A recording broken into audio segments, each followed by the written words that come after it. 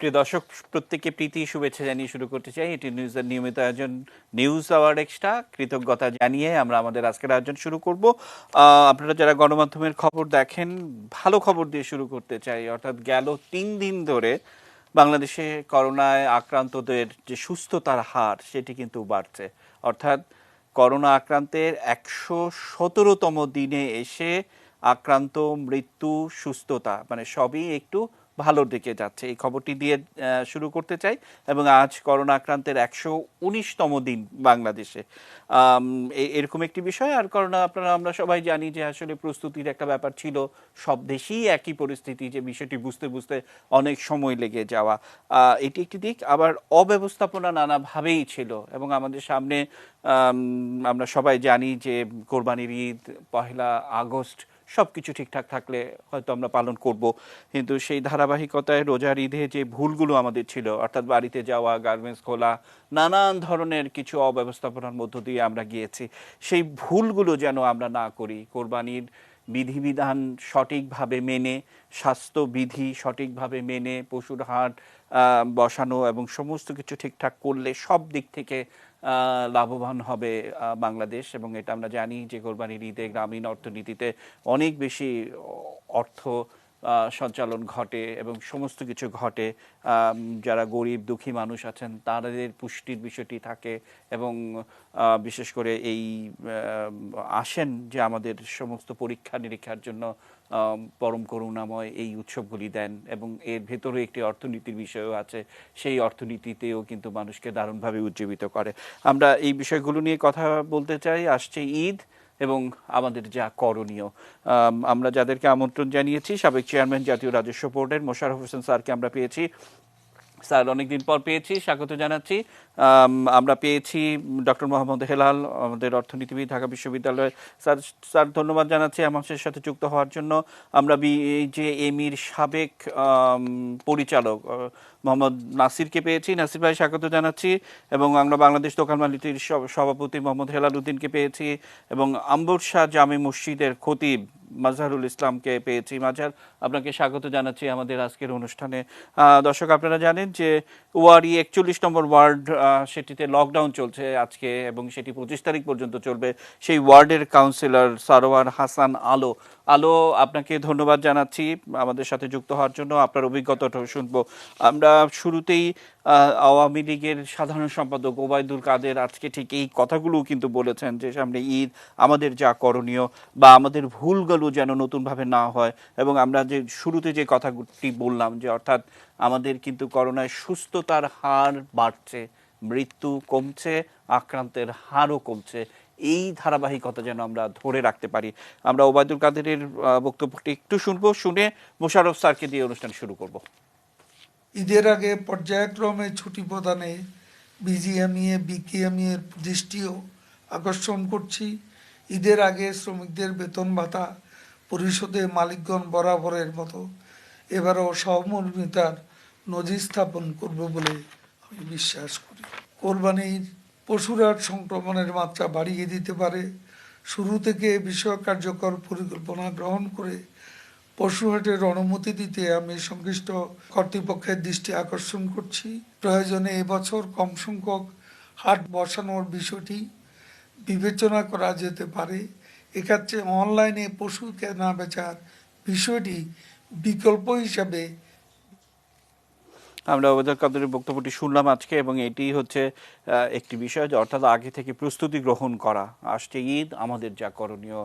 মাননীয় মোশাররফ হোসেন ভূঁইয়া, আপনার কাছ থেকে শুনবো যে আগে থেকেই যদি হোমওয়ার্ক করে কোথায় কোথায় আমাদের ত্রুটি বিচ্যুতি আছে, তাহলে কিন্তু অনেক দেশ যেভাবে করোনাকে মোকাবেলা করেছে সেভাবে সম্ভব। আবারও জোর দিয়ে বলছি, 119 দিনের মাথায়, 118 দিনের মাথায় কিংবা 117 দিনের মাথায় এসে কিন্তু আমরা দেখছি আক্রান্তর এবং সুস্থতার হার বাড়ছে এবং আক্রান্তের হার কমছে। কি বলবেন মাননীয় মোশাররফ হোসেন ভূঁইয়া?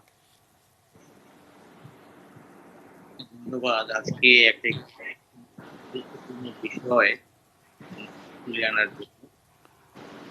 আমাদের কিন্তু সবকিছু নিয়ে আগাইতে হবে। মাননীয় প্রধানমন্ত্রী বলেছেন জীবন ও জীবিকা দুটোই আমাদের করতে হবে, দুটোই বাঁচাইতে হবে। জীবন বাঁচাইতে হবে, আবার মানুষ যাতে কাজ করে খেতে পারে, মানুষের যাতে অর্থনৈতিক কর্মকাণ্ড স্থবির হয়ে না যায় সেই দিকটি আমাদের খেয়াল রাখতে হবে। সেটি করতে গেলে প্রথম যেটি গুরুত্বপূর্ণ সেটি হলো যে আমাদের সংক্রমণ যাতে না বাড়ে।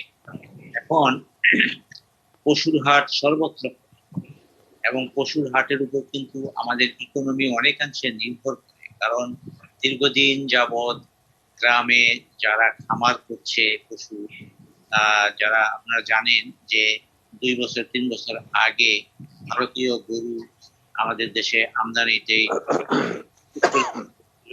সে পর্যায়ে আমাদের নিজেদের খামারিরা কিন্তু উদ্যোগ নিয়ে এখন স্বয়ংসম্পূর্ণ। আমরা যদি ভারত থেকে গরু নাও আনি তো আমাদের চলবে।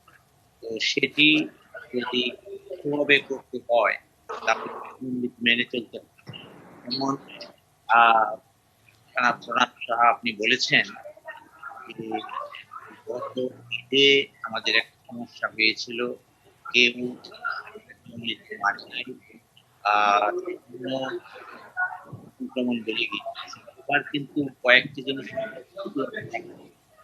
শহর থেকে যাতে কেউ গ্রামে যেতে না পারে, গ্রাম থেকে যাতে শহরে আসতে না পারে, এই দিকটি খেয়াল রাখতে হবে।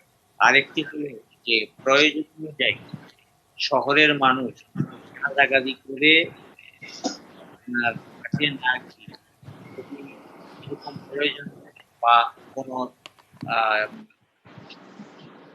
তাহলে আমি আমার গ্রামের যারা যেই এলাকায় এখনো সংক্রমণ সেরকম ধরেনি, আমি আমার গ্রামের টাকা পয়সা যদি দিয়ে দিই, তারা গরু কিনে সেখানে দিয়ে দিতে পারে। মাংস খাওয়া কোনো ব্যাপার না। জি আমার স্যার, নামে যদি স্যার আমি কোরবানির আসবো, দামে আমি আসবো আপনার কাছে। আরো বেশ কয়েকটি গুরুত্বপূর্ণ আছে আমাদের সঙ্গে।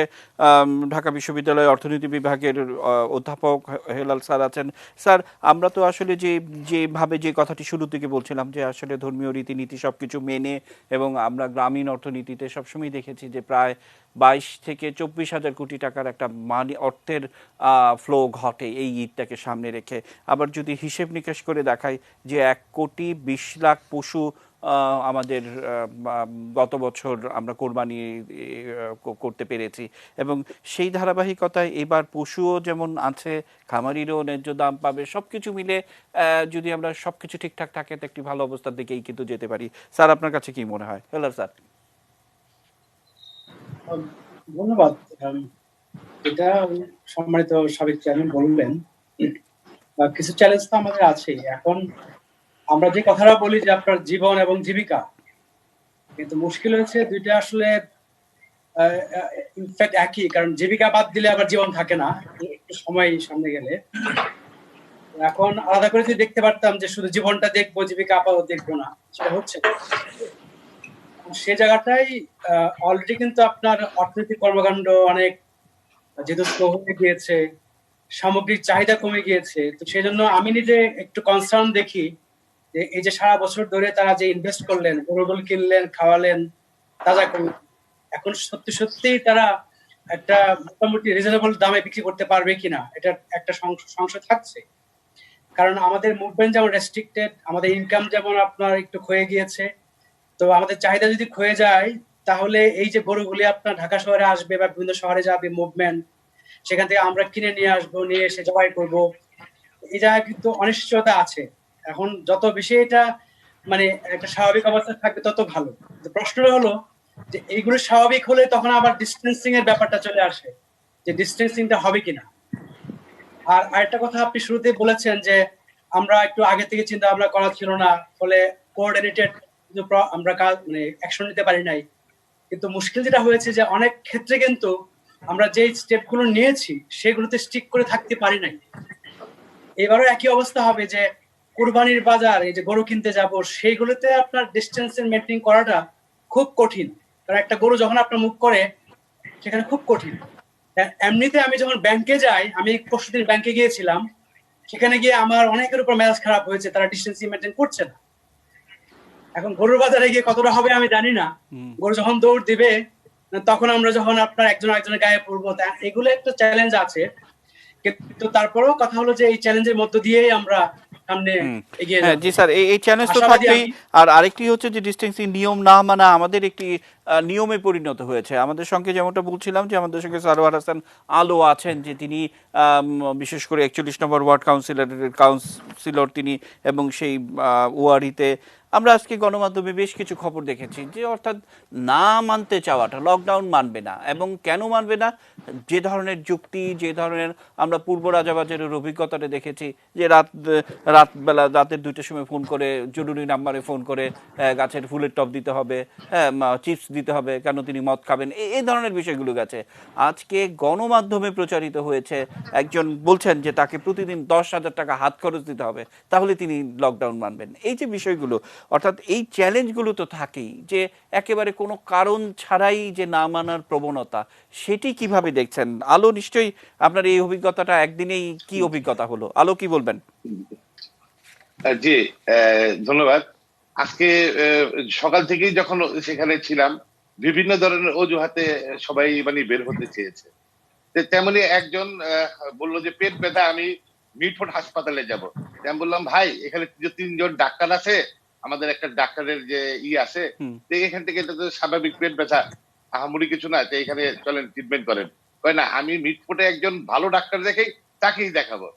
আমি কাছে ভাই চলেন, যদি এখানে না হয়, আপনার যদি পছন্দ না হয়, তাহলে কিন্তু আমি আপনাদের আমার গাড়ি দিয়ে আমি মিটফোর্ড নিয়ে যাবো।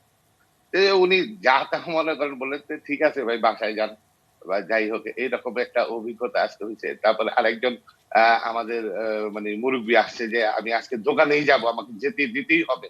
এরকম একটু মানুষের কথা টথা ছিল আর কি, এরকম ছিল আর কি। তো তো এই যে নিয়ম না মানার বিষয়টা, অর্থাৎ মানবেনই না, যে 10,000 টাকা দিতে হবে, যেটি বাংলা ট্রিবিউন আজকে নিউজ করেছে, এবং মানে তার হাত খরচ 10,000 সরকার যদি তাকে দেয়, তাহলে তিনি লকডাউন মানবেন। এ ধরনের আবদার কিন্তু পৃথিবীর কোথাও হয় না, এখানেই আমরা দেখি। এই বিষয়গুলো নিয়ে একটু জানার চেষ্টা করবো। আমাদের সঙ্গে দোকান মালিক সভাপতি হেলাল উদ্দিন আছেন। হেলাল ভাই, একটা বিষয়, যে সব সময়ই দৃষ্টিভঙ্গিগুলো মানবিক দৃষ্টিভঙ্গি থেকে দেখার জন্য মাননীয় প্রধানমন্ত্রী সবসময়ই কিন্তু বলে থাকেন, এবং আপনাদেরকেও দেখেছি যে এই করোনার পরবর্তীতে, অর্থাৎ যখন সাধারণ ছুটি উঠে গেল, তখন কিন্তু আপনাদের পক্ষ থেকেই যে সকল দোকানদার ভাইরা তারা যেন খোলে নিয়ম মেনে, এবং আস্তে আস্তে কিন্তু সেই পর্যায়ক্রমে সেই ধারাবাহিকতা হয়েছে। কিন্তু এখন নতুন করে ঈদ, এবং আমরা যেন রোজার ঈদের ভুলগুলি না করি। আপনি নিশ্চয়ই কিছু বলার আছে, হেলাল ভাই। ধন্যবাদ আপনাকে। প্রথমত হচ্ছে, আমি আমার অভিজ্ঞতা থেকে বলছি, আমরা যখন দেখলাম যে রমজান মাস আমাদের আসলে সবচেয়ে গুরুত্বপূর্ণ একটি মাস, যারা আমরা বিশেষ করে মার্কেটগুলোতে যারা ব্যবসা করেন, তাদের জন্য রমজান মাসটা খুবই গুরুত্বপূর্ণ। এবং আমরা কিন্তু অনেক চেষ্টা করে, এবং একটা পর্যায়ে মাননীয় প্রধানমন্ত্রী আমাদের দোকানপাট খুলে দিলেন। খুলে দেওয়ার পরে আমরা অনেকেই সমালোচনা করেছেন যে কেন এই সময় দোকানপাট খোলা হলো, সংক্রমণ বেড়ে যাবে ইত্যাদি ইত্যাদি। আমরা কিন্তু দোকানপাট খুললাম, আমাদের কিন্তু একটা অভিজ্ঞতা হয়েছে, সেটা হচ্ছে যে আসলে কোনো ব্যবসা, কোনো ক্রেতা কিন্তু এভাবে আসেন, এসছেন যার খুব বেশি প্রয়োজন, উনি কিনতে এসছে, কিন্তু শখ করে এই বাহারি পোশাক কিনবে বা অভিজাত পণ্য কিনবে শখ করে, ওরকম কাস্টমার কিন্তু আমরা দেখি নাই। এখন প্রশ্ন হচ্ছে, এই সামনে কুরবানি ঈদ নিয়ে আমরা দেখলাম যে সরকার এবারও কুরবানি ঈদকে এক ধরনের ওপেন করে দিলেন, যে যে যা খুশি কুরবানি দিতে পারবেন। তা আমি একটা জিনিস মনে করছি, আমার যেটা মনে হয় যে কুরবানিতে আসলে বিত্তমানরা দেন, একেবারে গরিব মানুষকে কুরবানি দিতে পারে না, দেয় না। তো বিত্তমানরা কিন্তু জীবন নিয়ে অনেক বেশি সংশয় থাকে, এবং অনেক বেশি, আপনি দেখবেন এই যে আপনারা বলছেন লকডাউন মানে না, লকডাউন কিন্তু মানছে সবাই। আপনি দেখবেন 80 জন লোক কিন্তু লকডাউন মানছে না কারা? একেবারে হতদরিদ্র ক্ষুদ্র ব্যবসায়ী, একেবারে ক্ষুদ্র চাইতে ক্ষুদ্র যারা ব্যবসায়ী, তারা মানছে না। অর্থাৎ যাদের প্রতিদিন 2 থেকে 300 টাকা না হলে তার জীবন চলে না, তার সংসার চলে না, তারা দেখবেন ফেরি করে বিক্রি করছে, তারা রাস্তায় দাঁড়িয়ে বিক্রি করছে, তারা কারণ বাজারে যাচ্ছে, সকালবেলায় সেই ভোররাত্রে তাদের সেই নিয়ম ঠিকই আছে, ভোররাত্রে চলে যাচ্ছে, এনে ওখান থেকে মাল কিনে সারাদিন ঘুরে ঘুরে বিক্রি করছে। আল্লাহ রহমত, তাদের তেমন কোনো সংক্রমণও হচ্ছে না। এখন এখানে বলা হচ্ছে আবার যে না, এদের ইমিউনিটি বাড়ছে, এদের অন্যান্য জিনিসগুলো তাদের রোগ প্রতিরোধ ক্ষমতা বাড়ায় ইত্যাদি ইত্যাদি। বিষয়টা হচ্ছে এই যেটা বলা হচ্ছে না যে কুরবানি কিন্তু গরু কিন্তু আমরা সারা বছরই খাই, গরু মাংস, খাসির মাংস সারা বছরই হয়। তো সেই ক্ষেত্রে এইবার কুরবানি যে পশুর হাটগুলো বসবে, পশু হয়তো বাঁচবে, কিন্তু আমি খুব সন্দিহান যে কি পরিমাণ মানুষ আসলে কুরবানি দিতে যাবে এবং গরু কিনতে যাবে। যেটা কিছুক্ষণ আগে লাল ভাই বললেন যে একটা গরু আনতে 3টা 4টা 5টা লোক লাগে, এর মধ্যে এটা হঠাৎ করে রশি ছিঁড়ে দৌড় দেয়। তো এটাকে ধরতে আবার পিছনে দৌড়াইতে হয়, তাতে একজনের গায়ে একজন হুমড়ি খেয়ে পড়ে। বাজারে যখন আপনি যাবেন, গরু যখন কিনতে যাবেন, তখন কিন্তু গরুর যে মানে যিনি গরু নিয়ে আসেন বিক্রেতা, তার কানে কানে কথা বলতে হয়। আদারওয়াইজ আরেকজন জেনে যায় যে আমি কত দাম বলছি, তাহলে আরেকজন আরো 500 টাকা বাড়িয়ে দিয়ে গরুটা নিয়ে যায়। তো সেই ক্ষেত্রে গরু কেনার পদ্ধতি কিন্তু একটু অন্যরকম। হ্যাঁ, তো সেই ক্ষেত্রে ওই কানের কাছে গিয়ে এই মুহূর্তে কথা বলা, এটা খুব কঠিন একটি কাজ। তো সেই ক্ষেত্রে আমার মনে হয় না গরুর বাজার এবার খুব জমবে বা খুব মানুষ আসলে কুরবানি দিবে। আমরা আসলে গরুর অর্থনৈতিকভাবে বাজার কুরবানি। জমা কিংবা না জমা সেটি কিন্তু বড় কথা নয়। বড় কথাটা হচ্ছে যে আমরা গ্রামীণ অর্থনীতিতে একটি অর্থনৈতিক সার্কুলেশনটা বাড়বে, এটি একটি বড় দিক। মানুষের পুষ্টির হ্যাঁ, এই চাহিদা, জায়গায় প্রণত আমি ধর্মীয় আপনার সঙ্গে একমত বিধিবিধান যে মানা সেটি একটি, এবং সব কিছুর ঊর্ধ্বে আমরা যেভাবে গণমাধ্যমে কথা বলি, অর্থাৎ গরু দৌড় দিল, অমুক দিল, তমুক দিল, আসলে দেখেন এগুলি কয়টা ক্ষেত্রে হয় সেটি নিয়ে যেমন একটি প্রশ্ন থাকে, আর সবচেয়ে বড় কথা হচ্ছে প্রত্যেকটিরই একটি উদ্দেশ্য থাকে, অনেকগুলো কারণ থাকে যে কেন এটি ওপেন করতে হলো, এটি কিন্তু একটি দিক। আর সবচেয়ে বড় কথা হচ্ছে যে কারা কোরবানি দিবেন কিংবা দিবেন না, কিন্তু সেই ধারাবাহিকতার বিচারও যদি আমরা করি, আমরাই বলতে পারি যে এবার হয়তো কোরবানিটা অত্যন্ত দরিদ্র মানুষদের জন্য যেন অনেক ভালো করে হয়, তারা যেন আরও বেশি সুবিধাটা পান, সেটির জন্য আমরা বারবার হয়তো বলতে পারি। আমাদের সঙ্গে বিজিএমইর সাবেক পরিচালক তিনি আছেন, তার কাছে একটু যাব। আমাদের সঙ্গে মাঝহার আছেন আম্বসা জামে মসজিদের মাননীয় খতিব মহোদয়, ওনার কাছে আমরা যাব, কিন্তু একটা ছোট্ট বিরতি নিয়ে ঘুরে আসতে চাই। নিচ্ছি ছোট্ট বিরতি, এটি নিউজের সঙ্গে থাকুন।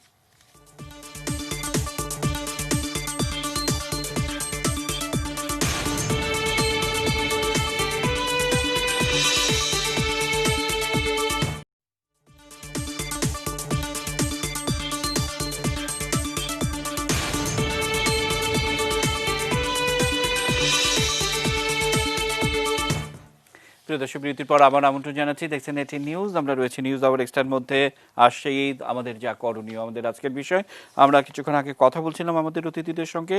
আমাদের সঙ্গে পরিচালক, সাবেক সহসভাপতি বিজিএমই এর নাসির ভাই, একটা বিষয় যে আমরা রোজার ঈদে যেভাবে দেখেছি একেবারে অব্যবস্থাপনার চূড়ান্ত হচ্ছে বিজিএমইর, এবং আমরা দেখেছি যে এরা একবার বলছেন যে গার্মেন্টস খোলা, আরেকবার বলছে বন্ধ, ছুটি ইত্যাদি ইত্যাদি, কর্ম মানে যারা কর্মী তাদেরকে দ্রুত নিয়ে আসা হলো, আবার তাদেরকে ফিরিয়ে নেওয়া হলো, আবার একসঙ্গে সবাইকে ছুটি দেওয়ার কারণে দেখা গেছে যে একেবারে পাটুরিয়া দৌলদিয়া ঘাটের যে চিত্রটি আমরা দেখেছি, এবং যে কারণে কিন্তু আন্তর্জাতিক গণমাধ্যমে সেগুলো সংবাদ শিরোনাম হয়েছিল।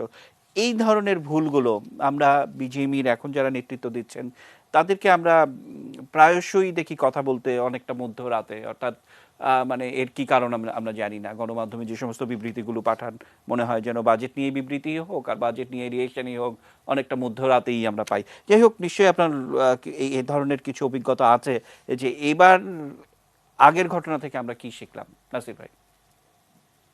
ধন্যবাদ আপনাকে। আপনি প্রথমে যে সমালোচনা যেটা করেছেন সেটাতে সমন্বয়ের অভাব ছিল।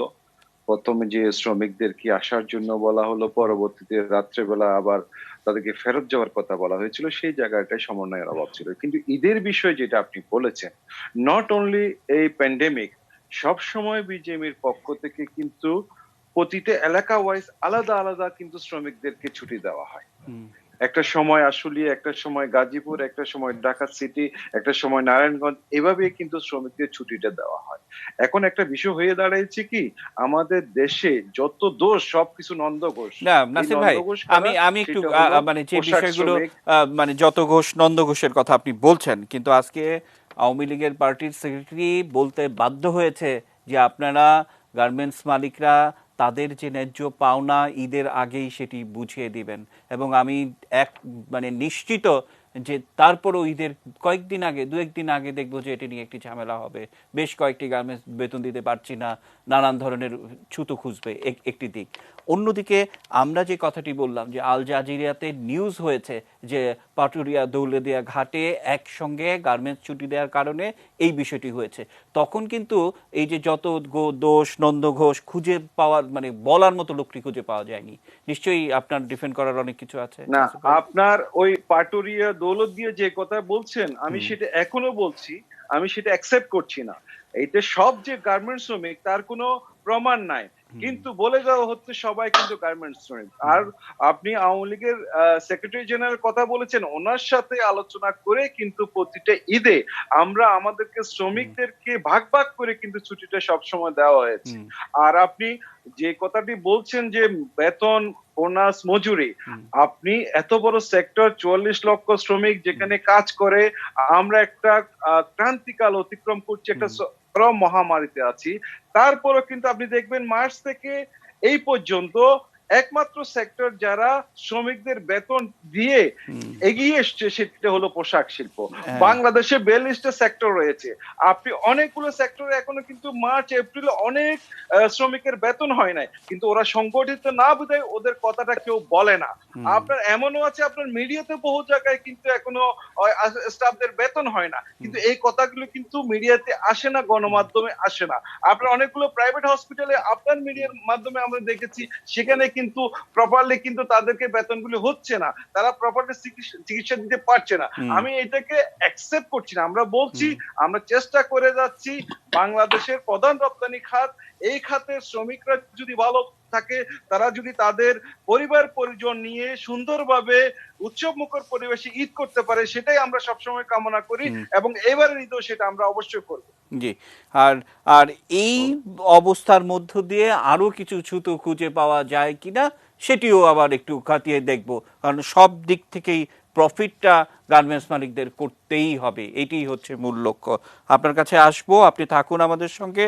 দর্শক, যে কথাগুলো বারবার উঠে আসছে, যে আমরা দেখেছি যে শুধুমাত্র দৌলতদিয়া পাটুরিয়া ঘাটের বারবার কথা বলছি এই কারণে যে সেখানে একদিনে গার্মেন্টসগুলো ছুটি দেওয়ার প্রেক্ষিতে যে পরিস্থিতিটি হয়েছিল, তখন কিন্তু এই ধরনের বক্তব্য দেওয়ার জন্য বিজিএমই বিকেএমই কাউকে খুঁজে পাওয়া যাচ্ছিল না। তো যে ধারাবাহিকতা আছে যে গেল ঈদের ভুলগুলো যেন আমরা না করি।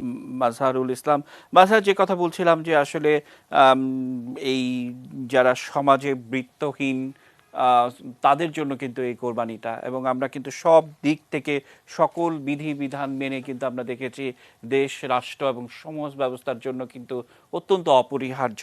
এবং এই মহামারীর মধ্যে মানুষ যত বেশি মানুষের কাছে এসে দাঁড়াবে সেটি একটি বড় উদাহরণ। এবং আমরা যেন এর আগের ঈদের কিছুক্ষণ আগে গার্মেন্টস মালিকটা কথা বলছিলেন, মানে সেই ভুলগুলি যেন না করি। মাজার, কি বলবেন? জি হ্যাঁ, সবাইকে ধন্যবাদ জানাচ্ছি, এটিএন নিউজকে ধন্যবাদ জানাচ্ছি। আজকে যারা আলোচনায় অংশগ্রহণ করেছেন সবাই খুব বিজ্ঞ এবং সবাই খুব অভিজ্ঞ এবং সবাই খুব শ্রদ্ধেয় ব্যক্তিত্ব। তো দেখুন, আসলে কোরবানি এটা ইসলামের একটা বড় একটা ইবাদত এবং এটা অপরিহার্য একটা ইবাদত, যে যারা সক্ষম, যারা বিত্তবান, তাদের জন্য আল্লাহ তাআলা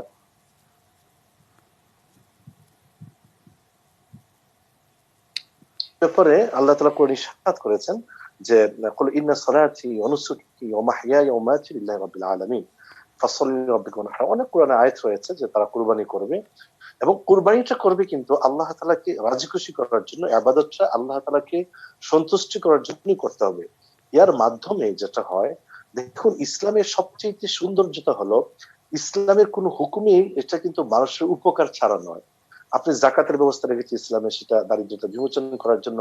সাদকাতুল ফিতর রেখেছে যেন আশেপাশে গরিব দুঃখী যারা আছে তারা যেন ঈদ উৎসব করতে পারে। কুরবানি যে একটা ব্যবস্থা রেখেছে সেটাও কিন্তু একটা উৎসব, যে যারা বিত্তবান রয়েছে তারা কুরবান করবে এবং আশেপাশে যারা হতদরিদ্র রয়েছে তাদেরকে তাদের কাছে ঘুষ পৌঁছাবে এবং তারাও সেদিন ঈদের উৎসব পালন করবে। এটাকে সমূলে ভাবে একটা ধর্মীয় একটা যেরকম অপরিহার্য এবং একটা সমাজের জন্য একটা খুব টার্নিং পয়েন্ট কুরবানিটা। এই জন্য আমরা যারা ওলামায়ে কেরাম, আমরা এই কুরবানি উপলক্ষে মহামারীতে আমরা আহ্বান জানাবো, যেটা হেলাল ভাই বলছিলেন। আরেকটা ইন্টারেস্টিং ঘটনা, আমি গতকাল একটু গুলশান গিয়েছিলাম একটা প্রোগ্রামে, তো দেখলাম যে গুলশানের মানুষের যাতায়াত একবারই কম।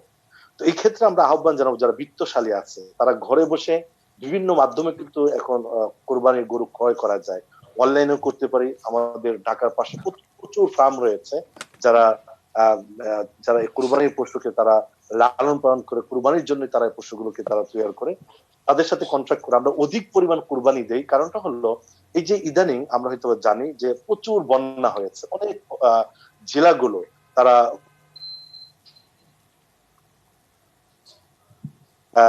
মানে যেটাকে বলে গ্রামীণ অর্থনৈতিক ভাবে তারা খুবই ক্ষতিগ্রস্ত হচ্ছে।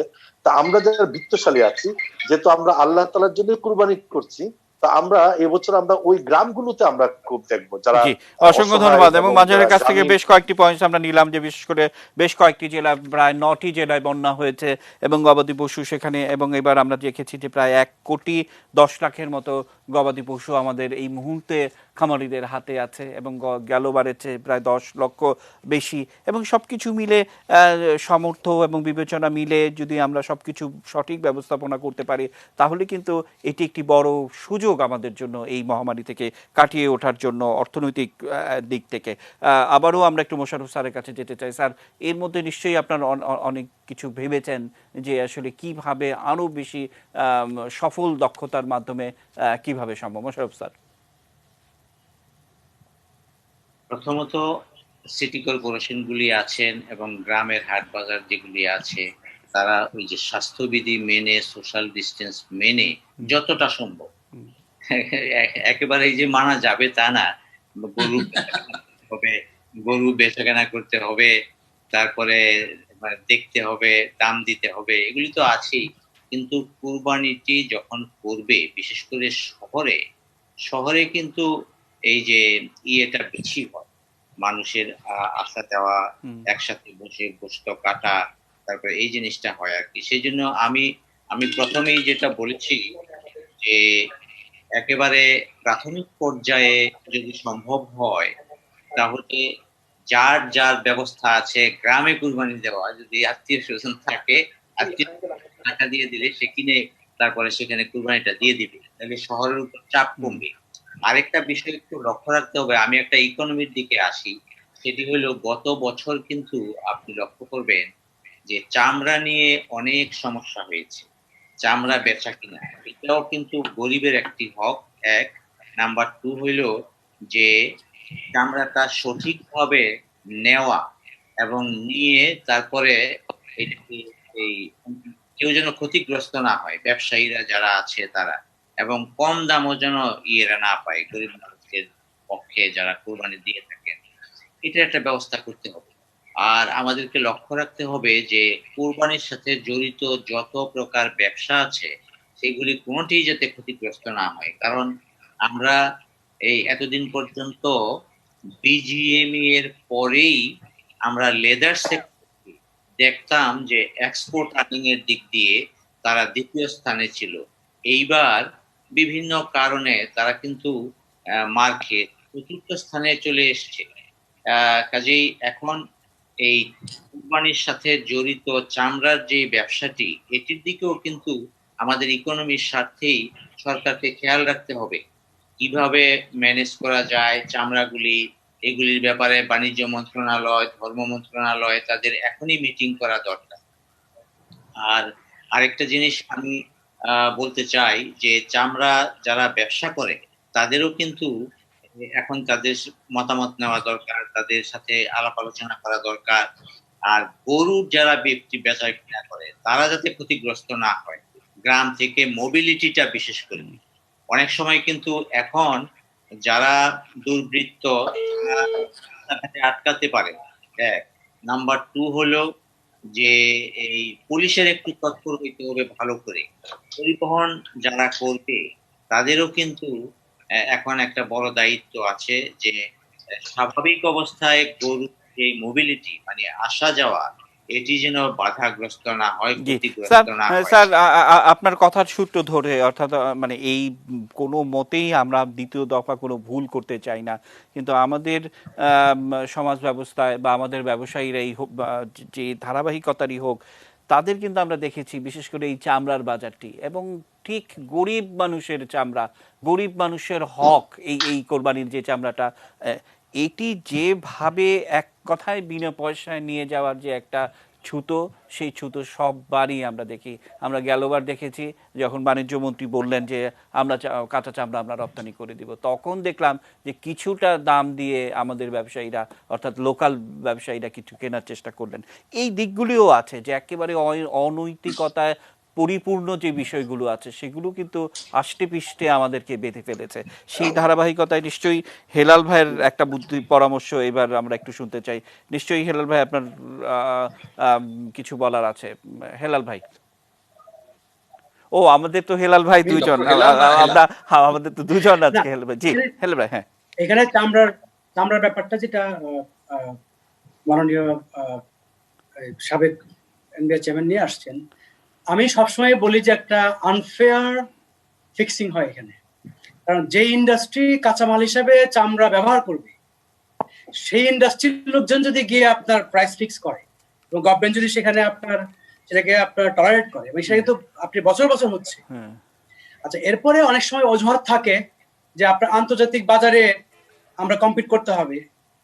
পাশাপাশি যখন দেখি যে ইন্ডিয়াতে চামড়া চলে যাচ্ছে, সীমান্তে আপনার ভালোভাবে গার্ড দিতে হবে, তখন মনে হয় যে কাতার চামড়ার দামটা যদি আমার দেশে প্রপারলি সেট করা হয়, তা ইন্ডিয়া যাবে কেন? তার মানে হলো আমরা চামড়ার দামটা রিজনেবল প্রাইসের থেকে আরো কম দামে সেট করি। ইন্ডিয়ার যে ম্যানুফ্যাকচারার, তারা যদি বাংলাদেশ থেকে কাঁচা চামড়া নিয়ে গিয়ে ট্রান্সপোর্ট কস্ট দেওয়ার পরে সেটা দিয়ে যদি ম্যানুফ্যাকচার করে বাইরে একই এক্সপোর্ট মার্কেটে সেল করতে পারে প্রফিটেবলি, তার মানে কি? তার মানে আমরা এখানে চামড়ার দাম কম দিচ্ছি। আমি বারবারই বলে আসছি, আমি লেখাও লিখেছি যে চামড়ার দামের ক্ষেত্রে সবসময় ছোটা দিয়ে এই যে কমায় দেওয়া, আর যেটা সাবেক চেয়ারম্যান সাহেব বললেন, মুশাররফ সাহেব বললেন যে এটা গরিবের আপনার কিন্তু এটা income। একেবারে গরিবের গরিবের হক কিন্তু এটা, হক এটা। আমরা বলি। এবং হেলাল স্যার, একটু- একটা ছোট্ট বিষয় আমি একটু যুক্ত করে রাখি যে এরা এতটাই প্রভাবশালী, যদি এই হয় চামড়া সেখানে ব্যবসায়ীরা এরা এতটাই প্রভাবশালী, আমার তো মনে হয় কখনো কখনো রাষ্ট্রের চাইতেও তারা শক্তিশালী। তা না হলে এতবার বলা সত্ত্বেও তারা তাদের সুনির্দিষ্ট জায়গায় গেলেনই না। এবং উল্টো প্রতি বছর এই তো ধরেন আর 15 বা 16 তারিখ থেকেই তারা অ্যাক্টিভ হবে এবং কিভাবে গরিব মানুষের হক মারবে সেটি আমরা প্রতি বছরই দেখি।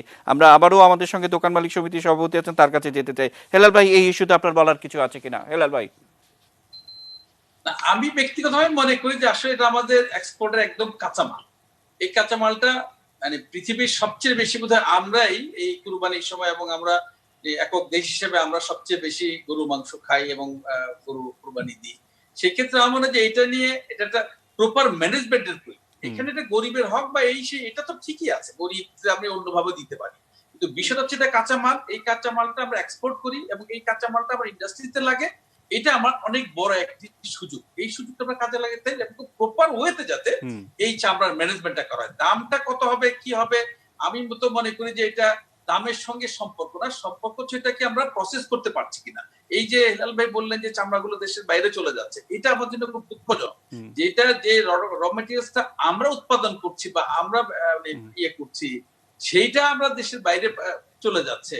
এই ম্যানেজমেন্টটা আমাদের খুব প্রবলেম না, এখানে। কিন্তু হেলাল ভাই একটা বিষয় যে আমি আজকেই আমরা বাংলা ট্রিবিউনের একটি নিউজে দেখলাম যে এক ভদ্রলোক দুটি গরু, বিশাল গরু দুটি তৈরি করেছেন এবং তিনি আশা রাখছেন এই দুটি গরু প্রায় 80 লাখ টাকায় বিক্রি হবে। মানে এত ভালো কোয়ালিটির তিনি করেছেন। এবং আমি যদি এখন আপনাকে প্রশ্ন করি যে 80 লাখ টাকার গরু চামড়া কত বিক্রি হবে বলতে পারবেন? এবং আমাদের সেই চামড়া যারা নির্ধারণ করে, যাই হোক, এই অসাধু ব্যবসায়ী চক্করে আমরা সবসময় পড়ে আছি। কিন্তু তারপরেও বুঝতে হবে আমাদের মধ্যে যে ধরনের যেই বাস্তবতার আমরা যাচ্ছি, যে যত বেশি প্রফিট, এই জায়গাগুলো থেকে করোনা যে ধরনের পজিটিভ শিক্ষা দিয়ে গেছে, তারপরেও যদি আমরা না শিখি তাহলে তো আর নিশ্চয়ই কেউ আমাদের শেখাতে পারবে না। হ্যাঁ, সেটি যেই হোক। নিশ্চয়ই নাসির ভাই অনেকক্ষণ ধরে বসে আছে, নাসির ভাইয়ের অনেক কিছু বলার আছে। নাসির ভাই, কোন বিষয়ে দাদা? জি জি, বলছিলাম যে আমরা যদি এই মহামারীর মধ্যে আমাদের নীতি নৈতিকতা, আমাদের সততা, এই বিষয়গুলি না শিখি তাহলে নিশ্চয়ই আর কেউ আমাদের শেখাতে পারবে না। অবশ্যই নীতি নৈতিকতা এরকম ক্রান্তিকালে যেখানে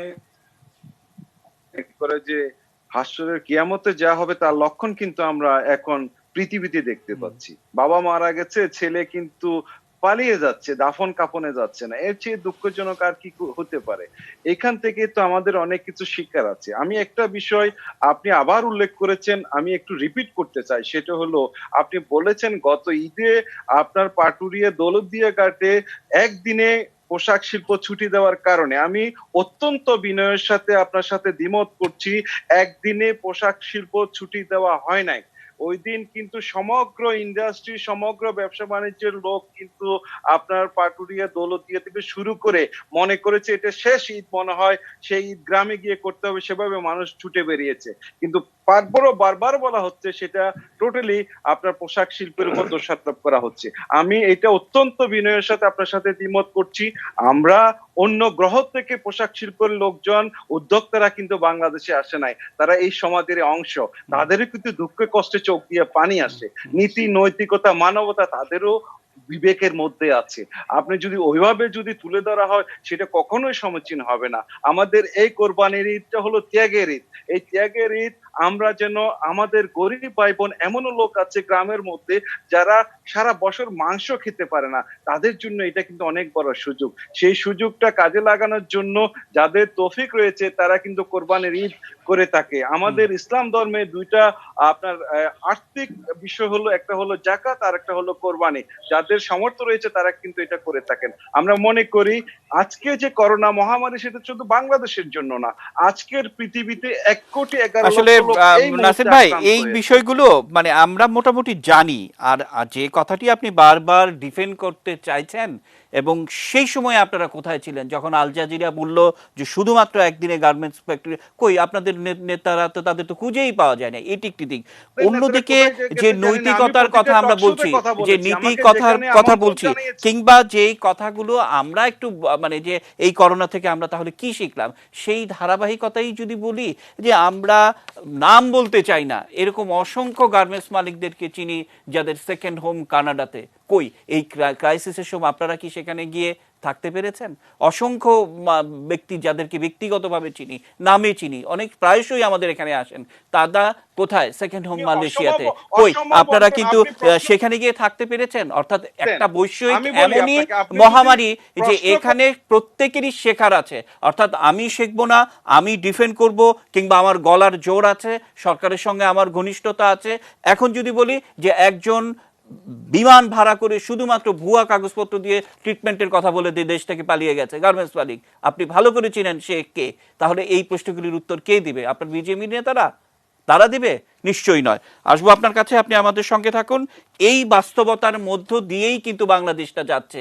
পুঁজি যার হাতে, তিনি মনে করছেন তিনি সর্বময় ক্ষমতার অধিকারী, কিন্তু আল্লাহ বলে একজন আছে, এবং শেষ বিচারে তার কাছেই জবাবদিহিতা করতে হবে। সেই ধারাবাহিকতায় আসবো। নিচে ছোট্ট বিরতি, এটি নিউজের সঙ্গে থাকুন।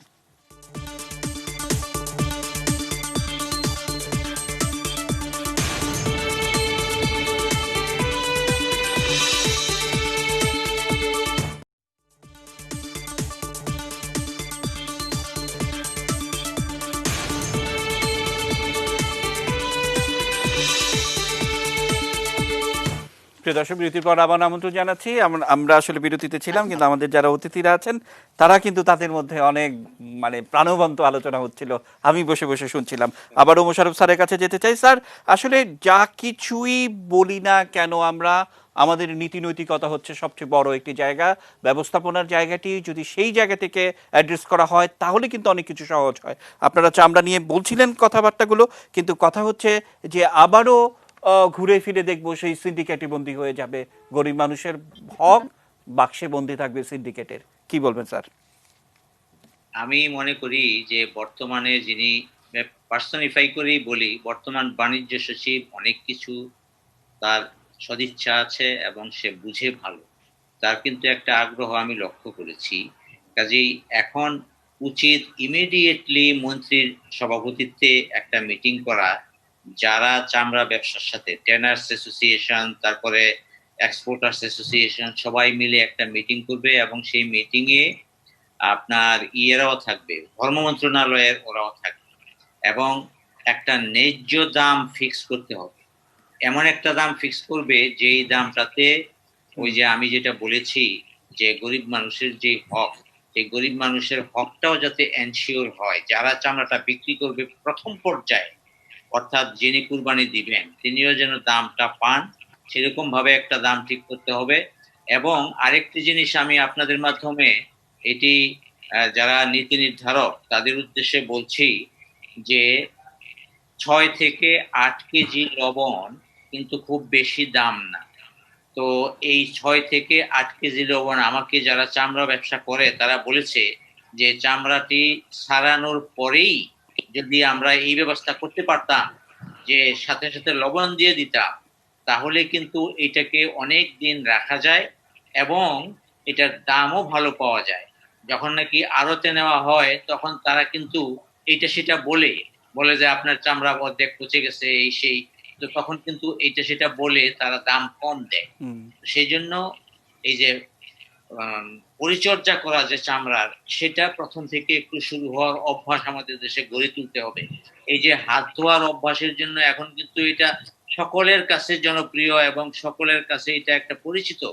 তো এরকম ভাবে অনেক আগে থেকে এটা চালু করতে হবে। আর আমার আগের কথায় আমি ফিরে আসছি যে এবার একটু লক্ষ্য রাখতে হবে মোবিলিটি এবং যাতে সঠিকভাবে ক্রয় বিক্রয়টি হয়, যাতে করে যারা গরুর ব্যবসা করবে, যারা খামার করে গরু প্রডিউস করতেছে, তারা যেন ক্ষতিগ্রস্ত না হয় এবং তারা যেন ন্যায্য দাম পায় সেই বিষয়টি। যেহেতু সরকার গরুর হাট খুলে দিয়েছে, এই গরুর হাটে বিক্রির দিকেও একটু তদারক করতে হবে, কেউ যেন কোনো জায়গায় বাধার সৃষ্টি করতে না পারে। আর আমি আরো একটা কথা বলেছি যে এই কথাগুলি আমরা নিজেদের মধ্যে আলাপ আলোচনা করতেছিলাম যে বাংলাদেশ ব্যাংক, এই মাননীয় প্রধানমন্ত্রী কিন্তু বলে দিয়েছেন যে জানুয়ারির পরে যারা ঋণ খেলাপি হচ্ছে তাদের ঋণ খেলাপি হিসেবে ধরা যাবে না। কাজে কেউ যদি বলে যে তুমি ঋণ খেলাপি, তোমাকে ঋণ দিব না, তুমি জানুয়ারির পরে থেকে কিস্তি দিচ্ছ না, এটা গ্রহণযোগ্য হবে না। ব্যবসা এটা বাংলাদেশ ব্যাংক এবং সরকারের পক্ষ থেকে এটা নিশ্চিত করতে হবে যে তাদেরকে টাকা দিতে হবে। এখন কারণ ওরা কিন্তু অনেক দিক দিয়া, বিশেষ করে যারা ব্যবসায়ী, আমি বলবো আমি শিল্প মন্ত্রণালয়ে যেহেতু ছিলাম, কিছুটা ক্ষতিগ্রস্ত, কারণ তারা এখনো হাজারীবাগের জমিগুলি কোনো কাজে লাগাইতে পারে নাই। তারপরে আপনার তারা যে ইয়েতে গেছে, সাভার গেছে, সেইখানেও তাদের জন্য যে ব্যবস্থা বেসিক করার দরকার ছিল, যেমন ধরেন তাদের জমিগুলি তাদেরকে বুঝিয়ে দেওয়া, সেটি বুঝিয়ে দিলে সেই জমি বন্ধক দিয়ে তারা ঋণ পেত ব্যাংক থেকে, সেটি এখনো তারা পায় নাই। এসব কারণে আমাদের যে ইন্ডাস্ট্রিটা আছে এটা কিন্তু সব দিক দিয়েই একটু সমস্যার মুখোমুখি। আর বাংলাদেশের চামড়া ব্যবসা যেভাবে সারা বিশ্বে জনপ্রিয় হতে যাচ্ছিল, সেটিতে ভাটা পড়ে গেছে কিছুটা পরিবেশসম্মত ভাবে আমাদের দেশে এই যে চামড়ার ব্যবহার এবং চামড়া দিয়ে দ্রব্য তৈরি করার এটা পরিবেশসম্মত ভাবে হচ্ছে না, সেটির দিকে কিন্তু লক্ষ্য রাখতে হবে। আমাদের ইকোনমিটাকে বাঁচানোর জন্য, এই এক্সপোর্টকে ডাইভার্সিফিকেশনের জন্য চামড়ার দিকে অবশ্যই নজর দিতে হবে এবং সেটি প্রাইমারি ইয়েই হলো এই গরুর হাট থেকেই শুরু হবে এবং জবাই করা, তারপরে হইলো এই কেনা বেচা, তারপরে হইলো এই আপনার ইয়েদের কাছে যারা যারা বড় ব্যবসায়ী, যারা এক্সপোর্ট করবে, যারা এটা দিয়ে জুতা বা অন্যান্য দ্রব্যাদি তৈরি করবে, তাদের হাতে এই চামড়াটা যাবে। এই ম্যানেজমেন্টটা কিন্তু আরো আগে থেকে শুরু করে সরকার এবং যারা ব্যবসায়ী তাদের এটার পিছনে লাগতে হবে। শেষ কথা বলে আমি একটা জিনিস বলছি, সেটি হলো অন্যদের যাতে কথা বলার সুযোগ হয় সেজন্য আমি বলছি, সেটি হলো যে মাননীয় জনাব ওবায়দুল কাদের সাহেব যেটি বলেন সেটি আমাদের সবার খেয়াল রাখতে হবে। সেই জন্য যারা জনপ্রতিনিধি তারাও যাতে এটির দিকে খেয়াল করে। আর এই মানুষকে বুঝাইতে হবে যে ঈদের সময় যে বাড়িতে যেতেই হবে আবার বাড়ি থেকে আসতে হবে, এটি যেন না হয়। এবার শহরে থাকুক, শহরে থেকে যদি সম্ভব হয় নিজেরা কুরবানি দেখ, গোশত খাওয়ার কোনো বিষয় না। আর যদি মনে হয় যে কুরবানিটা গ্রামে দেওয়া সম্ভব, গ্রামে দিয়ে দেখ, এটা মানুষজন দেখে। তো স্যার এই স্যার স্যার ব্যবস্থাগুলি করবে এটা হলো মূল বিষয়টি, যেটি মূল বিষয়টি আপনি ব্যাখ্যা করলেন যে একটি মাত্র ধর্মীয় উৎসবই কিন্তু নয়, এর মধ্যে অনেক ছোট ছোট অনেক ব্যাপার আছে যে আমাদের এই কোভিড-19 মোকাবেলায় অনেক বেশি গুরুত্বপূর্ণ ভূমিকা রাখবে। এটি হচ্ছে সবচেয়ে, যদি আমরা প্রপার ম্যানেজমেন্টের মাধ্যমে সেটি যায়, এই বিষয়গুলোই আমরা আসলে একটু আজকে আলোচনা করতে চাচ্ছিলাম, এবং যারা এই অনুষ্ঠানটি দেখছেন তারা মূলত একটু বোঝার চেষ্টা করবেন যে আসলে কোন জায়গাটিতে গুরুত্বপূর্ণভাবে একটু নজর দিতে হবে। আমরা নিয়ে দাদা, কথা বলছিলাম। আমাকে নাসির ভাই, আপনার কাছেই প্রশ্ন আসতে চাই, আপনার কাছে আমার একেবারে সহজ প্রশ্ন। মোশাররফ স্যার যেমন করে বললেন যে কতগুলো ছোট ছোট দিক আছে এই কোরবানির, এই দিকগুলো নিশ্চয়ই মানুষকে সচেতন করার বিষয়টি আপনারাও তো করবেন, কারণ আপনার নির্বাচনী এলাকা বা আপনার যারা ফ্যাক্টরিতে কাজ করেন তাদের প্রত্যেকের কাছে সচেতন করার দায়িত্বটা তো আমাদেরই, আপনারই, তাই না? সেই সচেতনতার জায়গা থেকে কি করা উচিত নাসির ভাই? সচেতনতার আগে আপনি বারবার নীতি নৈতিকতার যে কথা বলছেন, আপনি সাংবাদিকতার নীতি যেটা আছে, আপনি আমাকে প্রশ্ন করে চলে গেলেন আরেকজনের কাছে, আমি উত্তরগুলো দিতে পারলাম না, দর্শকরা কথাগুলো শুনতে পারলো না, এটা কোন রকমের নীতি? আমি জি, আপনি সময় নষ্ট না করে আপনি উত্তরটি দিন। জি, অসম বন্টন করেছেন, আরেকজনকে বেশি সময় দিচ্ছেন, আমাকে আপনি যদি অপ্রাসঙ্গিক কথা যদি আপনি বলেন তাহলে আপনি অনেক সময় পাবেন, কিন্তু যদি আপনি অপ্রাসঙ্গিক কথা বলেন তাহলেও এই বিষয়গুলি নষ্ট করার রাইটস কারোরই নাই।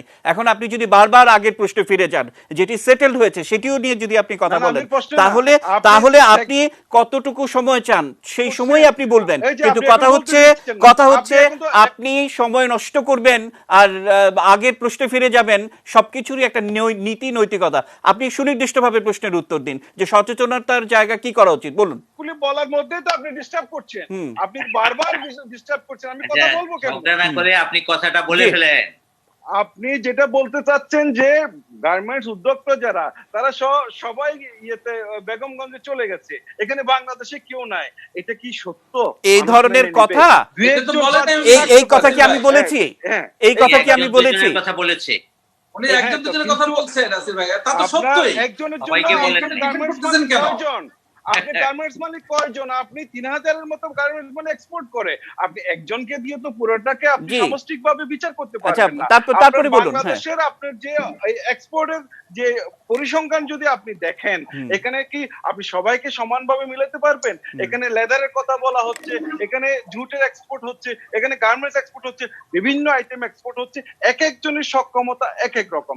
সেই জায়গাটা থেকে বলতেছি, আমরা যারা এখন এক্সপোর্ট করছি, আমরা যারা বিভিন্ন ইউরোপ আমেরিকার মধ্যে সমস্যার মধ্যে রয়েছি, যে ফিসক্যাল ইয়ারটা শেষ হয়ে গেছে, এনবিআর এর সাবেক চেয়ারম্যান সাহেব ভালো বলতে পারবেন, আমাদের গত যে $34 বিলিয়ন এক্সপোর্ট হয়েছিল সেটা $27.8 বিলিয়ন এক্সপোর্ট হয়েছে এই করোনা মহামারীর কারণে।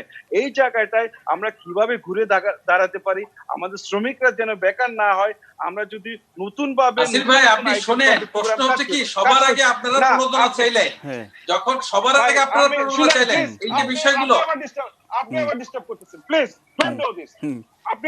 আমি কথা বলতেছি, আমাকে শেষ করতে দেন। আপনার সময় শেষ করেন আপনি। আপনি একজন মালিক, আপনি সবার আগে প্রণোদনা চাইবেন কি কারণ? এত বড় মালিক আপনারা।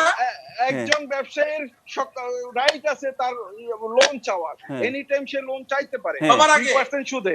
সবার বড় ব্যবসায়ী এটা সরকাররা দিছে, আপনার সরকার দিছে, এখনো দোকান মালিক বড় কথা বলতেছেন তো, এখনো বহু শ্রমিকের বেতন দেন নাই, কিন্তু কথা বলে যাবেন। একটা শ্রমিক পাবেন না, নাসির সাহেব একটা শ্রমিক পাবেন না, রাস্তায় নেমেছে, আপনাদের শ্রমিকরা রাস্তায় নামে, কোনো টাকা পেমেন্ট করা হয় নাই। কিন্তু হচ্ছে আমরা যারা শিল্পটা বাংলাদেশের লাইফলাইন, এটা যেন ক্ষতিগ্রস্ত না হয়। আপনি একজনের উদাহরণ দিয়ে পুরো সেক্টরকে বিচার করবেন? নাসির ভাই, আমি যে প্রশ্নটা করব সেই প্রশ্নটার উত্তর আপনি দিবেন, কোনো বাড়তি কথা না, পরিষ্কার কথা, যে কোন সময়ে গার্মেন্টস মালিকদের কোন সময়ে ভালো সময় ছিল বলেন তো? একেবারে আপনারা খুব ভালো ব্যবসা করছেন, কোন সময়টা ছিল বলেন? কোন সময় এটা যেহেতু গ্লোবাল সাপ্লাই চেইন, এখানে সমস্যা থাকবে। সারা আপনি দেশের জীবন দোকানের ব্যবসার সাথে এটা খারাপ মিলাতে ব্যবসা, পারবেন না। সারা জীবন এটা দোকানের আপনারা ব্যবসার বেতন সাথে দিতে আপনি পারছেন না, মিলাইলে হবে আপনারা না। অমুক করছে, সারা আপনি জীবন এই প্রবলেমটা। আমাদের তো একটা সবার কাস্টমারে আগে গিয়ে প্রণোদনা আমাদের আপনারা কাস্টমারে চাইলেন, কিন্তু দাঁড়িয়েছে কথা হচ্ছে গার্মেন্টসের যে এগেইনস্টে কথা বিজিএমই বলাটা থেকে প্রথম একটা ফ্যাশন কথা হয়ে বলা হলো দাঁড়িয়েছে যে এখন। তারা শ্রমিক ছাঁটাই প্রত্যেকটা করবেন, জায়গায় আবার 24 ঘন্টা না আমাদের গেলে যে না ফ্যাশনে আমরা এরকম দাঁড়িয়েছে কথা বলি নাই। গার্মেন্টসের আর এগেইনস্টে আমি কথাবার্তা। ব্যক্তিগতভাবে কখন বললাম যে এবং আপনারা সব কানাডা গিয়ে বসে আছেন, আমরা একটু অন্যের সাথে তাই না? যাই, অর্থাৎ বিষয়টি অন্যের হচ্ছে সাথে যে যাই আমরা। সেটি বুঝতে হবে যে আসলে আমরা অন্য কথা কোথায় বলি, কি নাসির বলছি। ভাই, বাদ জি দেন। জি, আমরা না, উনি হেলা স্যার, আপনার আমি আপনার কাছে অসম আসি বন্টন যে সময় আসলে কিন্তু আমাদের ভাগ করে প্রবলেমটাই হচ্ছে এরকম যে গার্মেন্টস মালিকরা কখনোই বলতে পারবেন না যে কোন সময়টি তাদের ভালো সময়, সব সময়ই খারাপ সময়। তাহলে এত কষ্ট করে ব্যবসা করার দরকারটা কি আপনাদের, তাই না? হেলাল ভাই, যে প্রশ্নটি আমি নাসির ভাইকে করেছিলাম যে সচেতনতার জায়গাগুলো আমাদের থেকেই করতে হবে, বা এই কোভিড-19 আমাদের যে শিক্ষা দিয়ে গেছে। আমি বিশাল এক শিল্পপতিকে চিনি যিনি এই বাংলাদেশে চামড়া ব্যবসা করে অনেক শীর্ষধনী হয়েছেন, এবং ওভার ইনভয়েসিং, আন্ডার ইনভয়েসিং তিনি এই বাংলাদেশে সৃষ্টি করেছেন, ব্যবসায়ীদের দেখিয়েছেন যে কিভাবে বিদেশে মেশিনারিজের কথা বলে টাকা পাচার করতে হয়, তিনিই দেখেছেন। কিন্তু এই করোনা কালে তার নিকট আত্মীয়দের যে পরিস্থিতি দেখেছি, সেই অর্থ তিনি কি কবরে নিয়ে যেতে পেরেছেন? সেই প্রশ্নের উত্তর কে দিবে? হেলাল স্যার, আপনার কাছে শুনবো যে সচেতনতা আমাদেরই সৃষ্টি করতে হবে, কি বলবেন? এখানে দেখেন অনেকগুলো বিষয় এখানে, যেটা আপনার মোশাররফ ভাই বললেন কিছু কথা। একটা হলো যে মাননীয় প্রধানমন্ত্রী যেটা দেখেছেন এবং যে ডিরেকশন দিয়েছেন সেটা হলো আপনার করোনা আমাদেরকে কন্ট্রোল করতে হবে এবং এট দ্য সেম টাইম আমার জীবিকা মেনটেন করতে হবে, এবং এটা কিন্তু বিশ্বের বিভিন্ন দেশে করছে। বাংলাদেশে কিন্তু আস্তে আস্তে কিন্তু আমরা সবকিছু আপনার নর্মালাইজ করছি। সেক্ষেত্রে আপনার কোরবানি যেটা, সেটা একটু নর্মাল ওয়েতে করতে হবে। এবং এর আরেকটা বড় গুরুত্বপূর্ণ কারণ হলো যে তেলের বাজারের দাম ফল করা। যদি করোনা নাও আসতো তারপরে কিন্তু গ্রামীণ অর্থনীতি আপনার চাপের মুখে থাকতো, কারণ আস্তে আস্তে রেমিটেন্সটা ফল করবে। এখন এই যে আপনার গ্রাম থেকে লোকজন, শহর থেকে লোকজন গ্রামে যাচ্ছে, বাইরে থেকে প্রবাস থেকে লোকজন গ্রামে যাচ্ছে, সেখানে যদি গ্রামীণ অর্থনীতি আপনার যারা কৃষক, তারা কিন্তু আপনার এই দুই তিন মাস কিন্তু আপনাদের প্রোডাক্টে তারা সমস্যায় পড়েছে। এখন এই কৃষকদের মধ্যে একটা বড় অংশ কিন্তু আপনার খামারি, তারা কিন্তু একটা বিরাট সমস্যায় পড়বে। সেখানে আমার কাছে মনে হয় যে কিছুটা তো আমরা ট্রেড অফ করছি, যে আপনার করোনার যে ম্যানেজমেন্ট সেটা একটুখানি হয়তো লুজ হয়ে যাচ্ছে, কিন্তু জীবিকা দেখতে হচ্ছে। তো সেগুলোর মধ্যে দিয়ে আমরা গ্রামীণ ইয়াতে যে সামনে যে প্রেশারটা চলে আসতেছে, সেটাকে আমরা চেষ্টা করছি, যেটা মাননীয় প্রধানমন্ত্রী যেটা বলছেন যে 1 ইঞ্চি জমিও ফেলে রাখা যাবে না। সেখানে আমি যেটা মনে করি যে চ্যালেঞ্জ যেগুলো আছে, এর মধ্যে একটা বড় চ্যালেঞ্জ হলো বাংলাদেশের কৃষি আপনার লাভজনক না। এবং গত 20-25 বছরে যদি আপনি দেখেন, 20 থেকে 25% হাউস হোল্ড খানা রুরাল পল্লী অঞ্চলে তারা কৃষি থেকে অকৃষিতে সুইচ করেছে। তাহলে ওই যে কৃষির উপরে আবার বাড়তি চাপ এখন আসবে, সেটা কিভাবে আমরা লাগু করবো? এবং করোনার কারণে আপনার যেটা হয়েছে যে কৃষি সাময়িকভাবে হয়তো কম চাপে পড়েছে, তো অকৃষি কিন্তু সাংঘাতিক ভাবে এফেক্টেড হয়েছে। এবং এগুলোর যে সম্মিলিত ভাবে যে অর্থনীতির উপর চাপ পড়বে, সে জায়গাটা কিন্তু মানে যারা পলিসি মেকিং আছে তারা একদম মাথায় রাখছেন। বলে আমি কখনোই বলি না যে একেবারে এই করোনা জিরো করে তারপরে অর্থনৈতিক অ্যাক্টিভিটিস করতে হবে, তাহলে তো গভর্নমেন্ট তার যে মেশিনারি সেটা পে করতে পারবে না। আপনি আমার তো ট্যাক্স কালেক্ট করতে হবে, আমার তো রান করতে হবে। এই জায়গাগুলো আপনার মনে করেন যে বাস্তবতা। আর এই আরেকটা প্রসঙ্গে যেটা যায় যে চামড়ার ক্ষেত্রে যেটা হলো, আমি গভর্নমেন্টকে সাধুবাদ জানাই যে ওই যে ইন্ডিয়াতে বা বাইরে, ইন্ডিয়া বলে নাই, বাইরে কাঁচা চামড়া রপ্তানি করা। স্যার, আমি আরেকটি তথ্য দেই যে আমাদের চামড়া ব্যবসায়ীরা কি করবেন একেবারে মুখস্থ। গেল 12 বছর ধরে দেখছি এই 15ই জুলাই থেকে তারা বিভিন্নভাবে সংবাদ সম্মেলন করবে, বিভিন্ন টেলিভিশনে নিউজ করাবে, বিভিন্ন পত্রপত্রিকায় ব্যাংক তাদের লোন দিচ্ছে না ইত্যাদি ইত্যাদি করাবে, এবং যতটুকু অর্থ ছাড় হবে সেই অর্থ ছাড় দিয়ে অন্য ব্যবসায় খাটিয়ে পুরো বিনা পয়সায় চামড়াটা কিভাবে নেওয়া যায় সেই সিন্ডিকেশনের মধ্য দিয়ে যাবে। এটি রিয়েলিটি, মানতে হবে। এই আমাদের চামড়াই ব্যবসায়ীরা এই বছরের পর এটা করছে। আচ্ছা, জি। এখানে যে পরিমাণ পলিউশন হচ্ছে এই ইন্ডাস্ট্রিতে, প্রসেসিং এ, আমি যদি কাঁচা চামড়া যদি বাইরে এক্সপোর্ট করি, আমার কাছে মনে হয় না ভ্যালু এডিশনের দিক থেকে অনেক বেশি আপনার ইমপ্লিকেশন এখানে আছে। কিন্তু আমরা জানি যে একটা এমপ্লয়মেন্ট যেহেতু এখানে আছে, যদি অস্বাস্থ্যকর, তারপরে আমরা চাচ্ছি কি যে পরিবেশ সম্মত ভাবে যদি আমরা চামড়াটা প্রসেস করতে পারি, সেখানে কিন্তু আমরা দেখতে পাচ্ছি এটা কিন্তু মানে যেভাবে আমরা চাচ্ছি সেভাবে যাচ্ছে না। তারপরে আমি মনে করি যে এত বছর পরে আর প্রোটেকশন দেওয়ার কোনো মানে নাই, এবং গভর্নমেন্টের এই চামড়া যারা আপনার প্রসেসিং এ যারা আছে, তারা যে এসে বসে বলবে এই দাম নেন, আমি মনে করি শোনার সময় নাই, শোনা উচিত না। বাজারে দিয়ে দেন। যদি মনে হয় যে ইন্ডিয়ানরা ইন্ডিয়া থেকে এসে ট্রান্সপোর্টেশন কস্ট দেওয়ার পরে যদি এখান থেকে নিয়ে গিয়ে আপনার এটা দিয়ে প্রসেস করে বাইরে বিক্রি করতে পারে, তা আমাদের এরা এতে পাওয়া উচিত। আমি সব জি জি, অসংখ্য ধন্যবাদ। আমাদের সঙ্গে এনবিআর স্যার আছেন, হেলাল ভাইয়ের কাছে যেতে চাই। আমি একটা ছোট্ট একটা বিরতি নিয়ে যেতে চাই, নিচে ছোট্ট বিরতি, এটি নিউজের সঙ্গে থাকুন।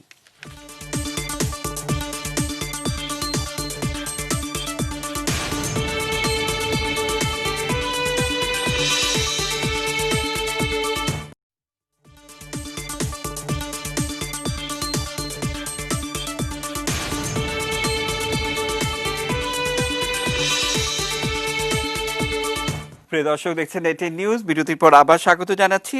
আসছে ঈদ, যা করণীয়, আমরা একেবারে শেষ ধাপে চলে এসেছি। কোনো প্রশ্ন নয়, আমরা নাসির ভাইয়ের কাছে যাব, অনেক কিছু যোগ করার আছে। নাসির ভাই বলুন, কি বলতে চান? আমি যেটা বলতে চাই দাদা, আমরা অনেক কথা বললাম, আমাদের এই শিল্পটা একটা কঠিন সময় আমরা অতিক্রম করছি। এখন আমাদের সামনে অর্ডার নাই, আমাদের 18.5% মাইনাস গ্রোথ হয়েছে, যেটা এই শিল্পটা শুরুর পর থেকে কখনো এই ধরনের মাইনাস গ্রোথের মধ্যে আমরা পড়ি নাই। সামনের দিনগুলোতে আমাদের নতুন ভাবে অর্ডার গুলি আসবে কিনা, কতটুকু অর্ডার আসবে আমরা কেউ জানি না। তো এই সময়টার মধ্যে আমি যেটা মনে করি, সরকারের সহযোগিতা আমরা পেয়েছি, যার কারণে অনেকবার আমাদের শ্রমিকদেরকে আমরা বেতনগুলো দিতে পেরেছি।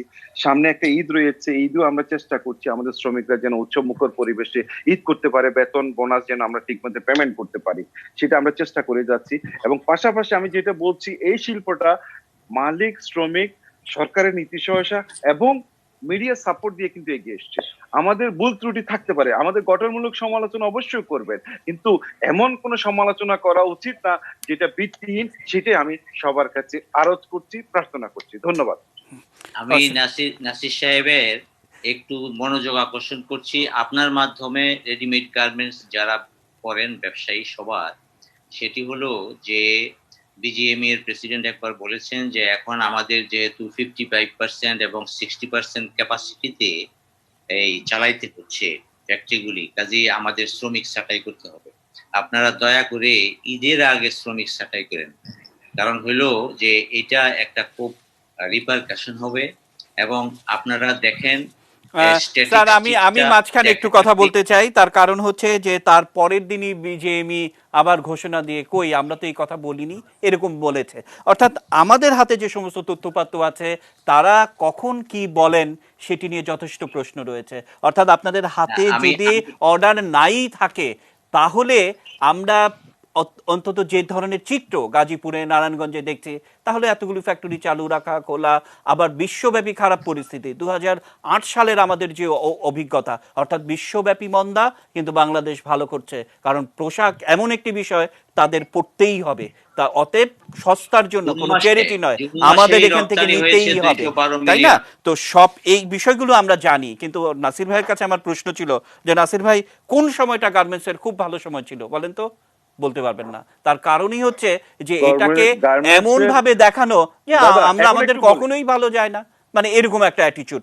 এই অ্যাটিটিউডটাই হচ্ছে প্রশ্নবিদ্ধ অ্যাটিটিউড। আমরা চামড়ার মালিকরা, চামড়ার মালিকদের যে অ্যাটিটিউডটি আমরা দেখেছি, অর্থাৎ যখনই সরকার ফ্রি মার্কেটে করে দিল যে আমরা রপ্তানি করব, তখন থেকে দেন দরবার শুরু করে দিল। অর্থাৎ এই ডিসঅনেস্টি নিয়ে আর যাই হোক ব্যবসার মতো বড় উদ্যোক্তা হওয়া যায় না। যাই হোক, এই বিষয়গুলো নিয়ে আমরা কথা বলবো। হেলাল ভাই, আপনার কিছু অনেক কিছু যোগ করার আছে। হেলাল ভাই, একটা ব্যাখ্যা হলো আপনার যে এই যে অভিমানটা যে সবাই আপনাদের উপর হুড়মুড় খেয়ে পড়ে মনে হলো, কিন্তু আপনি খেয়াল করে দেখেন এই যে প্যাকেজটা আপনারা দিয়েছে গভর্নমেন্ট, রিকভারি প্যাকেজ, এটা সাংঘাতিক ভাবে বায়াস ছিল আপনার আরএনজির দিকে এবং এক্সপোর্টের দিকে। আপনার আমি যদি সত্যিকার অর্থে আপনি কন্ট্রিবিউশন জিডিপিতে দেখি, তাহলে এক্সপোর্ট পরে কিন্তু জিডিপি কন্ট্রিবিউশন না, এক্সপোর্ট থেকে আপনার আমরা যে ফেব্রিক্স নিয়ে আসছি বাদ দিতে হবে, সেটা 5 থেকে 6% হবে। তারপরে আপনি যদি এই প্যাকেজটার মধ্যে যদি আপনি ওয়েট দেখেন, যে পরিমাণ টাকা আপনার আরএনজির জন্য এক্সপোর্টের জন্য রাখা আছে, এটা বাকি 90% যদি আপনি ধরে নিই, আমি যদি আপনাদের বড় করে ধরে নিই, ওটার জন্য আপনার যে পরিমাণ, তার থেকে অনেক বেশি পরিমাণ কিন্তু আপনার এখানে দিয়েছে। কেন? কারণ একটা ফরেন ডলারের একটা এমফাসিস আছে, আর একটা আপনার যারা আরএনজির যে লেবার যারা আছে সেদিকে একটা ফোকাস আছে, এবং বিশ্ববাজারে যেন আমরা টিকে থাকতে পারি। ফলে মনে রাখতে হবে যে আপনারা যখন কোশ্চেন করছে আপনাদেরকে, এট দ্য সেম টাইম আপনাদেরকে সাপোর্টও কিন্তু করছে গভর্নমেন্ট, এটা মাথায় রাখবেন। এবং হেলাল ভাই একটা বিষয় একটু আপনাকে বলি, যে বাজেটে কৃষিতে সরকার ভর্তুকি দিল, বাজেটে যখন কৃষিতে সরকার ভর্তুকি দিল, বিজিএমই রিয়েক্ট করলো যে হ্যাঁ কৃষিতে যদি ভর্তুকি দেয় তাহলে তাহলে কৃষিতে ভর্তুকি দেওয়া আর গার্মেন্টসে ভর্তুকি দেওয়া কি এক হলো? আজকে বিশ্বব্যাপী যখন কোভিড-19 ছোবল যাচ্ছে, তখন আমার উদ্বৃত্ত ধান চাল মজুত রয়েছে, অর্থাৎ আরো খারাপ পরিস্থিতি হলে খাদ্যের শস্যের দাম বাড়বে না, আমার মানুষ বাঁচবে। অর্থাৎ এই সূক্ষ্ম বিষয়গুলো আমাদের মালিকরা যারা নেতৃত্ব দেন তারা কবে বুঝবেন? আদৌ কি তারা বুঝবেন? এটিই হচ্ছে প্রশ্ন। নিশ্চয়ই আবারও দোকান মালিক সভাপতি হেলাল ভাইয়ের কাছে যাব। হেলাল ভাই, কি যুক্ত করবেন? যুক্ত হচ্ছে, আসলে আমরা শুরু করেছিলাম আসলে কুরবানি নিয়ে, এখন কুরবানিতে চলে যায় আর নাসির ভাইকে কিছু বলি না। বিষয়টা হচ্ছে এই যে কুরবানিতে বলা হচ্ছে 3টা ভাগ করা, একটা নিজের জন্য, একটা আত্মীয় স্বজনের জন্য, একটা গরিব মানুষের জন্য। এখন গরিব মানুষকে যখন আমরা কুরবানির মাংস দিতে যাই, অতীতের যে অভিজ্ঞতা আমরা জানি, আমরা সেখানে সামাজিক দূরত্ব মেনটেন, তো দূরে থাকো, এটা দেওয়া আমাদের জন্য একটা বিপজ্জনক অবস্থা হয়। এখন কিভাবে আমরা ওনাদেরকে এই 3 ভাগের 1 ভাগ দিব? এখানে মাজার ভাই আছেন, মাজার ভাই যদি সুন্দর করে বলে। আরেকটি হচ্ছে আমার আত্মীয় স্বজনের বাসা আমি মাংস পাঠাবো, উনি কি সেই মাংসটা আমার নিবে কিনা? যে এইটা এই মুহূর্তে কারো বাসায় আমরা কোনো কিছুই পাঠাই না, ইভেন আমার বোন আমার বাসায় কিছু পাঠাচ্ছে না, আমি আমার বোনের বাসায় কিছু পাঠাচ্ছি। এই যে বিষয়গুলো, এই বিষয়গুলো বলছিলাম যে আসলে এইগুলো কিভাবে অ্যাড্রেস করা যায়, এবং ওই যে ফায়ার ফাইটিং কিভাবে করে, যেভাবে ফায়ার ফাইটিংটা ট্রেনিং নেওয়া হয়, ওরকম ট্রেনিং যদি দেওয়া যায় যে এইবারের করোনার মধ্যে আমরা কিভাবে কুরবানি দিব, কিভাবে সেটাকে ম্যানেজমেন্ট করবো, কারণ এটা অনেক বড় একটা ম্যানেজমেন্ট। 4 মণ 5 মণ মাংস হয়, এই মাংসগুলো যথাযথ জায়গায় রাখতে হয়, বিলি বন্টন করতে হয়, সারাদিন একটা লম্বা কাজ থাকে। এই কাজগুলো আমরা করবো কিনা? মাজার ভাই আছে, এখানে এমন কোন বিষয় আছে কিনা যে প্যান্ডামিকের মধ্যে এগুলো করা যায়, মহামারীর মধ্যে এগুলো করা যায়? জি, আমরা শেষ করব। মোশাররফ ভাই, আপনি শেষে একটা সমাপনী টানবেন। মোশাররফ ভাইয়ের কাছ থেকে শুনবো, শেষ কথা হবে মোশাররফ ভাইয়ের। আমরা একটু যাব হচ্ছে মাঝারের কাছে। মাঝার, হেলাল ভাই যে প্রশ্নটি রাখলেন একদম ছোট করে, মাঝার।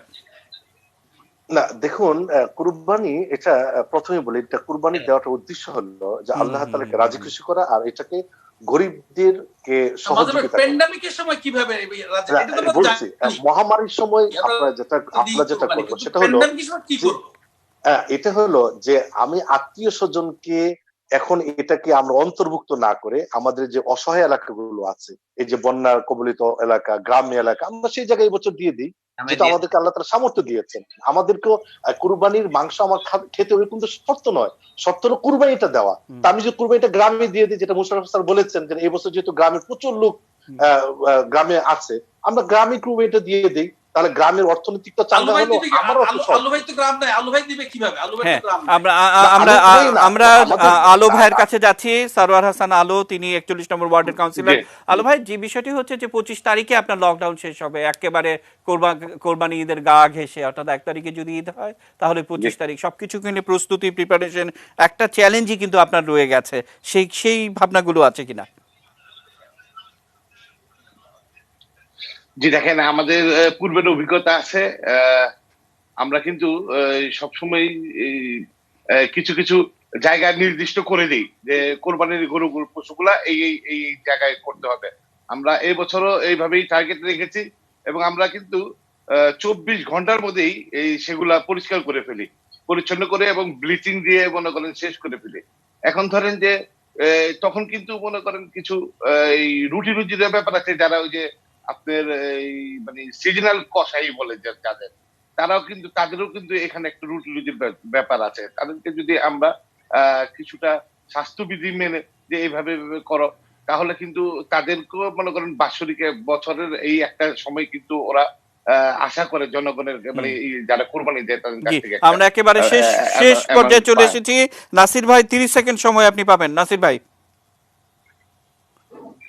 30 সেকেন্ড কি কোরবানি নিয়ে বলবো? যা খুশি, যা কিছু বলতে চান, সমাপনী। না, যেটা আপনার মাজার ভাই বলেছেন, সে যেহেতু বিভিন্ন জায়গায় আপনার বন্যা হচ্ছে, মানুষ অনেক কষ্টের মধ্যে আছে, মহামারীর মধ্যে দিন আনে দিন খায় এরকম লোকের সংখ্যা অনেক বেশি। গ্রামের মধ্যে যদি আমরা যত বেশি কোরবানিটা দিতে পারি, যেটা চেয়ারম্যান সাহেব বলেছেন, সেখানে সমাজের মানুষের অনেক বেশি উপকার হবে, এবং আমরা আরো বেশি সম্পৃক্ত হয়ে মানুষের, দিন দরিদ্র মানুষের পাশে যদি যত বেশি দাঁড়াতে পারবো, সমাজের জন্য উপকার হবে। অসংখ্য ধন্যবাদ। মোশাররফ স্যার, আপনাকে দিয়ে শেষ করব, শেষ কথা হবে আপনার। জি, আমি এই কথাটাই আবার বলতে চাই যে অনেকে এখন বলছে যে ঠিক আছে এইবার কুরবানি দিব না, টাকাটা এমনি দিয়ে দিব মানুষকে। এটা কিন্তু লিগ্যাল হবে না, মানে আমাদের ধর্মীয় অনুযায়ী এটা হবে না। কুরবানিটা আমাকে দিতে হবে। কাজেই কুরবানিটা আমি দিতে পারি দুই উপায়ে, ওই যে ৩ ভাগ কইরা ১ ভাগ আমি, ১ ভাগ এই আত্মীয়-স্বজন, তারপরে বাকিটা গরিব মানুষ।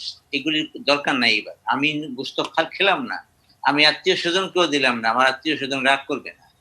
সেটা গরিব মানুষকে যাতে পৌঁছানো যায় সেইভাবে কুরবানিটা সেইভাবে দিয়ে যাদের ব্যবস্থা আছে আরকি তারা। আর যাদের শহরে দিতে চায়, শহরে দিয়েও তারা ওই ব্যবস্থাটাই যদি করে যে ধরা-ছোঁয়াটা যত কম করা যায় করে, লোকজন যারা আছে তারা করবে, করে ডিস্ট্রিবিউশনটা সেভাবে করা।